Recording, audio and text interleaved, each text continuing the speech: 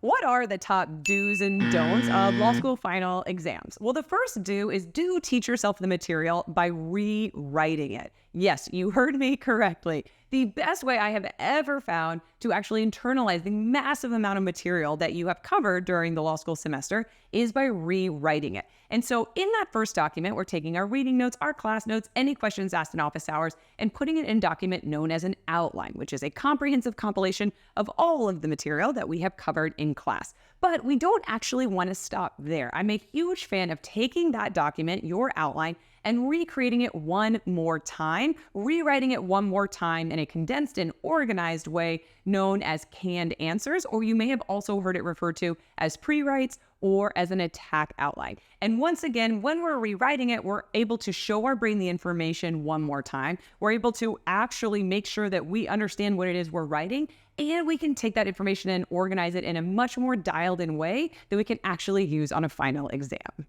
Don't feel guilty about using a supplement to help you understand the law. Supplements are actually a very key part of understanding the different content that you learn throughout the semester, because most law school professors are terrible at actually teaching.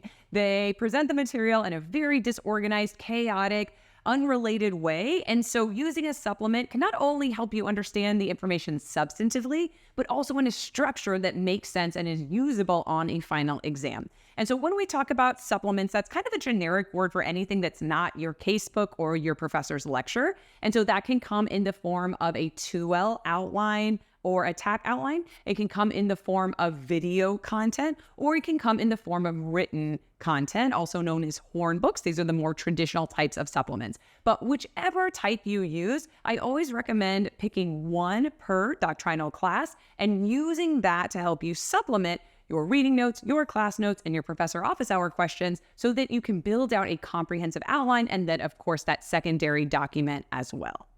Do use your professor's model answers to reverse engineer the rule statement language they want you to use and the order in which they want you to tackle those rule statements. I call that the analysis attack plan. Don't assume that every professor wants you to language that and organize that the exact same way. Do break your law school final exam study days into chunks so that the whole day doesn't just melt together and you have no idea what it is you're actually doing. I recommend starting with 5 chunks of an hour and a half each. So 2 chunks in the morning with a break, 2 chunks in the afternoon with a break, 1 chunk in the evening. That way you can get really tangible and have a really strong structure for what it is you're doing during each of those chunks and what the end goal is. Don't study with a group of people unless that study group is directly dialed in and tailored to reviewing practice problem answers for a practice problem that you guys have already taken on your own time. And the only purpose of the study group is to check the issues that you guys spotted, the rule statements that you're using, and the analysis that you're crafting. Do go to every single professor and TA final exam prep session that is offered, because these sessions are where the professor actually finally presents the material in a clear, straightforward, linear, methodical, organized way that makes it so easy not only to understand the material, but also know how to use it on a final exam, which is totally different than the way that most professors present the material during the course of the semester. So we want to go to these things, get all that golden information down on the page, and then of course use it on the final exam coming up. Don't take practice problems closed book or timed until the very last practice problem that you take in the semester. First, we want to get really good at actually writing out our answers, getting into that muscle memory, getting into that rhythm. Then we can layer on the closed book aspect or the timed aspect. But again, only as the final layer before you walk into that final exam room.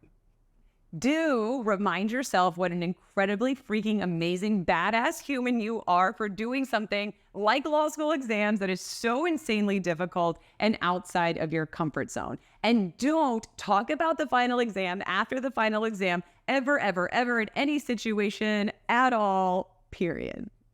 And if you would like for me to personally walk you through the structure and the strategy of how to position yourself for the highest grade possible on final exams, do apply for one of the limited one-on-one final exam deep dive sessions that I'm offering this final exam season.